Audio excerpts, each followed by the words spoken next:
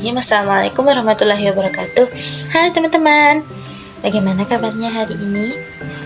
Perkenalkan, saya Nur Khalifah dari program studi pendidikan agama Islam dengan NIM 2200031155. Hari ini saya ingin mengajak kalian untuk belajar bersama mengenai model pembelajaran. Apa sih itu model pembelajaran dan macam-macamnya? Tentu di dalam suatu kelas kita membutuhkan model pembelajaran agar terciptanya pembelajaran yang efektif dan mencapai tujuan pembelajaran yang diinginkan. Nah, sebelum itu kita akan memahami dulu nih apa itu model pembelajaran.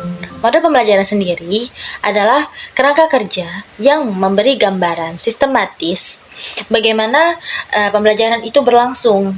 Jadi cara atau teknik penyajian dari pembelajaran untuk membantu siswa untuk mencapai tujuan pembelajarannya.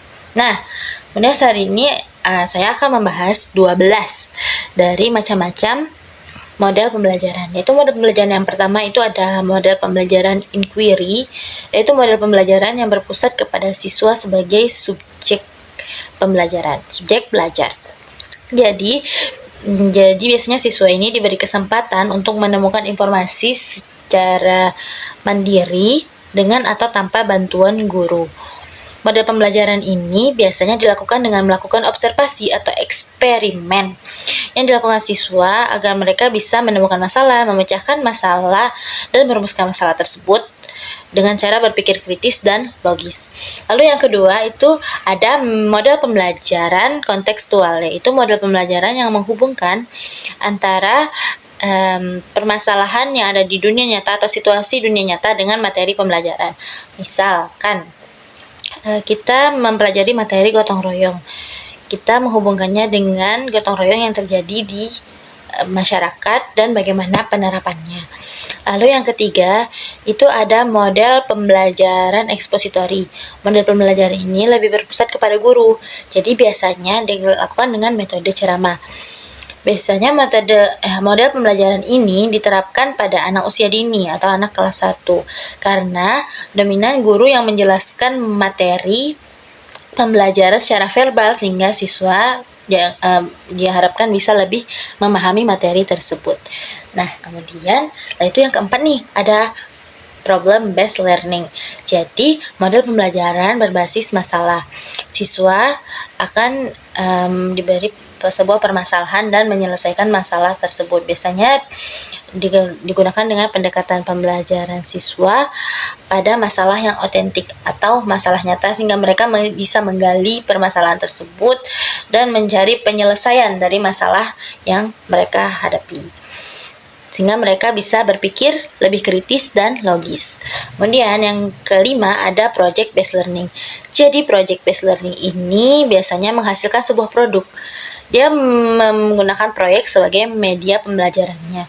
Nah, project based learning ini biasanya dimulai dari meneliti, kemudian baru menganalisis, lalu membuat dan mempresentasikan hasil produk yang dia buat berdasarkan pengalaman nyatanya.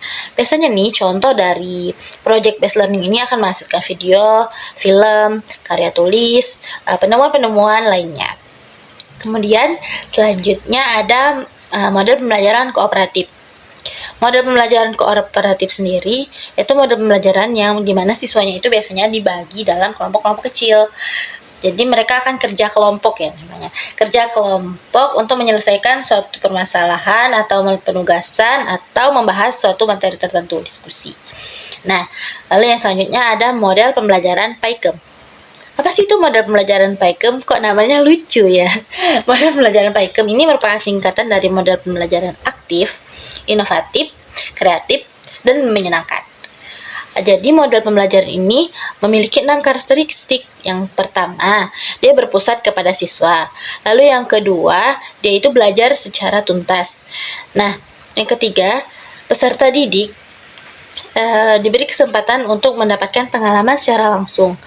Yang keempat, pembelajaran dilakukan secara berkesinambungan. Yang kelima, bertujuan untuk mencapai kemampuan atau kompetensi tertentu. Dan yang terakhir, konsep belajar yang menyenangkan, sesuai dengan namanya ya, menyenangkan. Oke, kemudian yang selanjutnya itu ada model pembelajaran kuantum.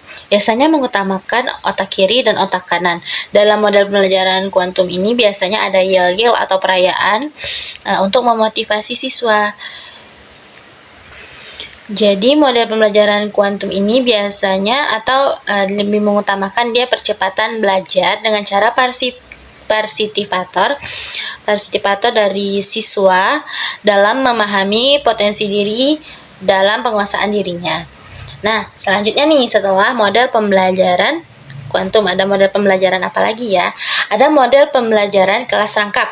Model pembelajaran kelas rangkap ini biasanya dalam suatu kelas ada beberapa tingkatan umur atau usia siswa, tapi memiliki minat pada materi yang sama dalam segmen yang sama.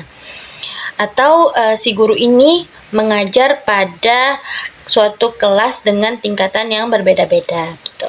Kemudian yang selanjutnya ada model pembelajaran terpadu, yaitu model pembelajaran yang biasanya menghubungkan beberapa pokok pembahasan dalam suatu tema tertentu. Jadi dia memadukan beberapa pokok pembahasan dalam satu tema tertentu. Nah, ini tuh agar siswa bisa lebih memahami pembelajaran secara holistik dan otentik. Nah, yang selanjutnya ada model pembelajaran kelas terstruktur. Nah, ini tuh lebih berpusat lebih mengutamakan pada penugasan ya. Biasanya dimulai dari penyampaian tujuan, lalu penyampaian kata kunci, penyampaian materi, dan yang terakhir itu ada penugasan. Jadi dia lebih diutamakan kepada penugasan yang terstruktur. Nah, yang terakhir nih ada model pembelajaran portofolio. Jadi model pembelajaran portofolio ini biasanya mengutamakan pada pembuatan karya dengan cara peserta didik ini agar peserta didik bisa memahami teori secara lebih luas dengan cara melakukan praktik empiris yang sesuai dengan materi pembelajaran. Nah, itu saja 12 model pembelajaran yang bisa saya jelaskan.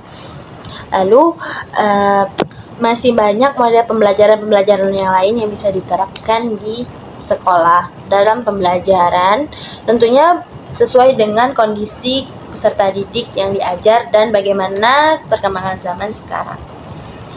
Oke, semoga bermanfaat. Saya akhiri. Terima kasih. Wassalamualaikum warahmatullahi wabarakatuh. Dadah.